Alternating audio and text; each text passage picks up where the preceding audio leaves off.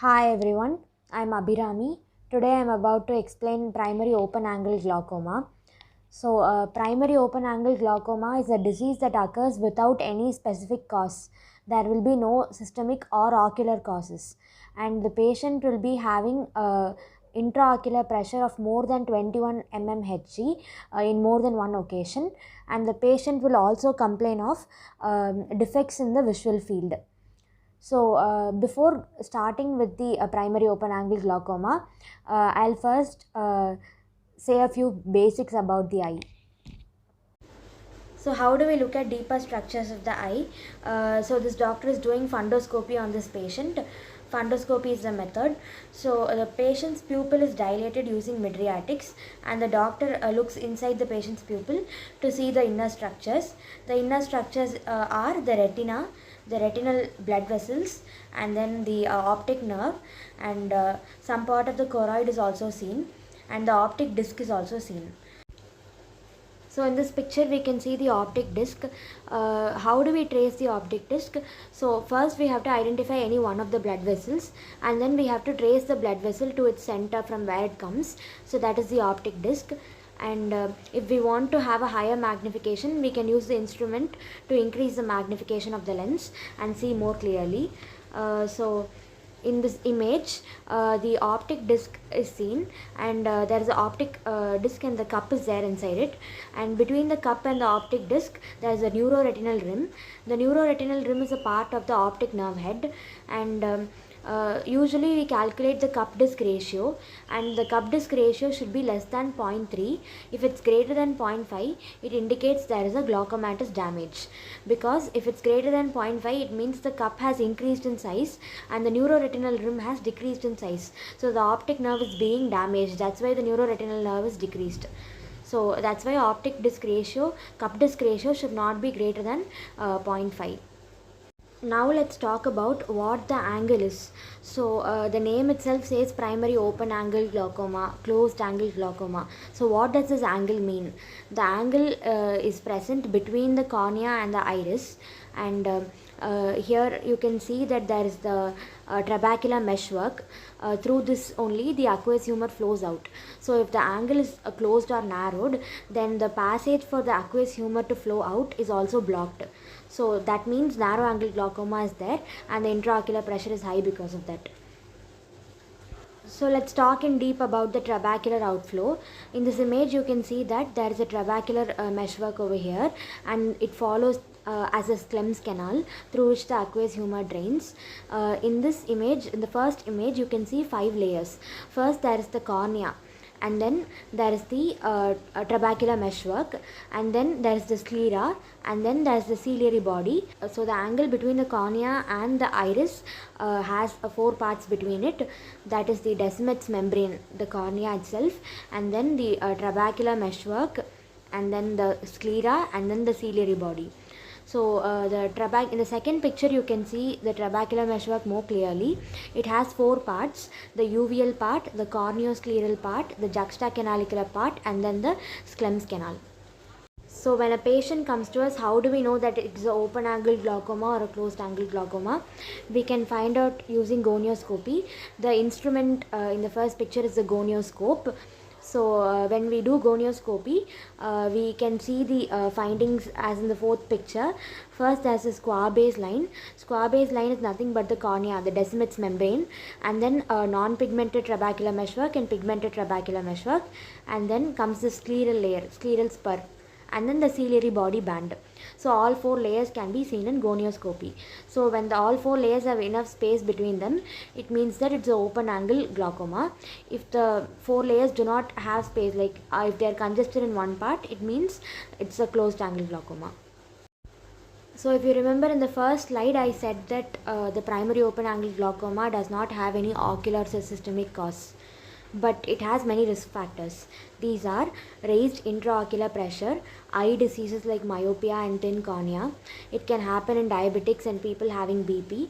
It can happen in smokers, and the age is also having a relation to it, and it occurs more commonly in black people, and it occurs in people having a defect in the myocilin C gene and the optineurin gene. This usually is seen in the family history, and it can also occur in people having thyrotoxicosis. So now we know that raised intraocular pressure is also a reason for primary open angle glaucoma. So in open angle glaucoma, the angle is already open. So how does the pressure raise? So these are the mechanisms.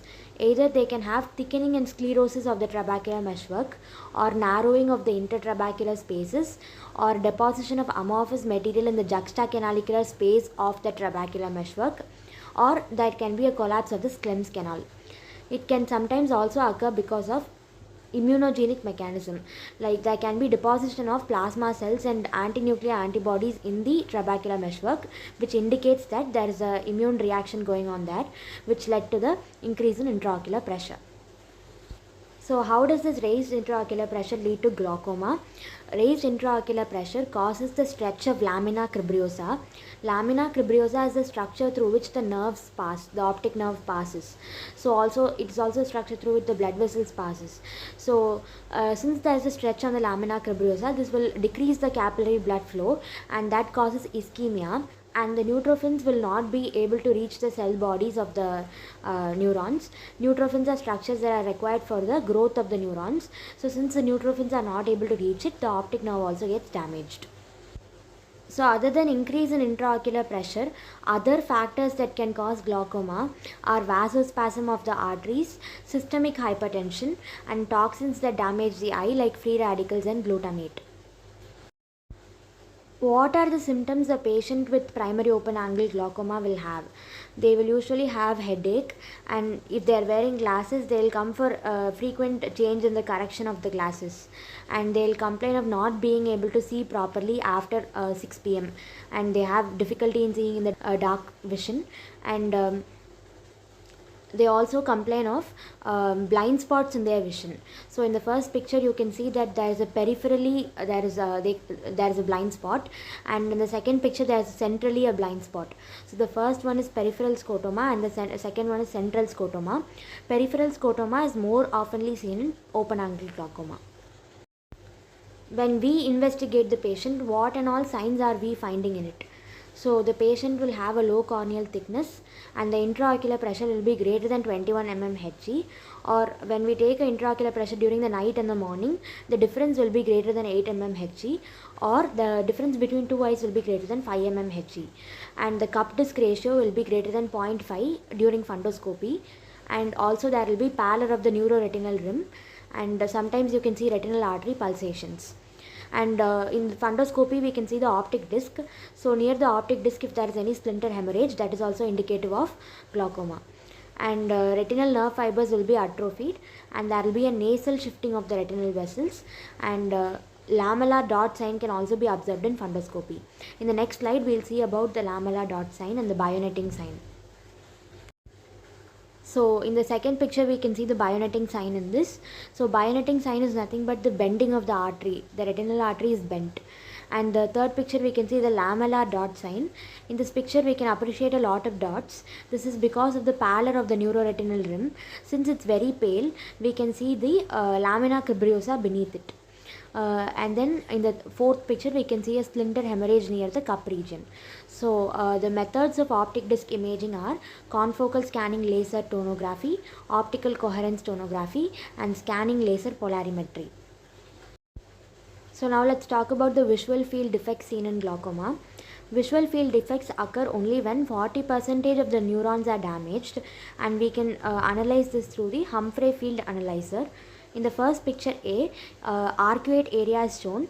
Arcuate area is where the blind spot is present. It's also called as the Jerem's area. In picture B, superior paracentral scotoma is seen. This occurs above the arcuate area. In picture C, sedal scotoma is shown. Here the paracentral scotoma and the blind spot has fused together. In picture D, there is a peripheral breakthrough of the scotoma, and it forms the arcuate scotoma. In picture E, the arcuate scotoma joins with each other on the both sides. So double arcuate is formed. In picture F, the arcuate scotoma keeps forming arcs, and it forms Rowen's nasal step. And in picture G, only a tubular field vision is left. in picture H, only temporal field of vision will be present. In the end, there will be a complete loss of vision. The various investigations done for a patient with glaucoma are tonometry. Tonometry is a simple instrument which is used to record the intraocular pressure of the patient, and then we can do a test on the central corneal thickness, and if the corneal thickness is low, the patient is more likely to have glaucoma. Then gonioscopy. Gonioscopy we've already seen about it. And then perimetry. Perimetry is instrument used to check how much is the field of vision of the patient, whether the patient has any scotoma. And then optic nerve head evaluation imaging methods, nerve fiber layer analyzer, and water drinking test. In the water drinking test, the patient is allowed to drink 1 liter of the water, and in a normal patient, the pressure will be managed. But in a patient with glaucoma, the pressure will rise up to 6 to 8 mmHg, or rise 30% from the baseline intraocular pressure. So this will not be seen in a normal patient.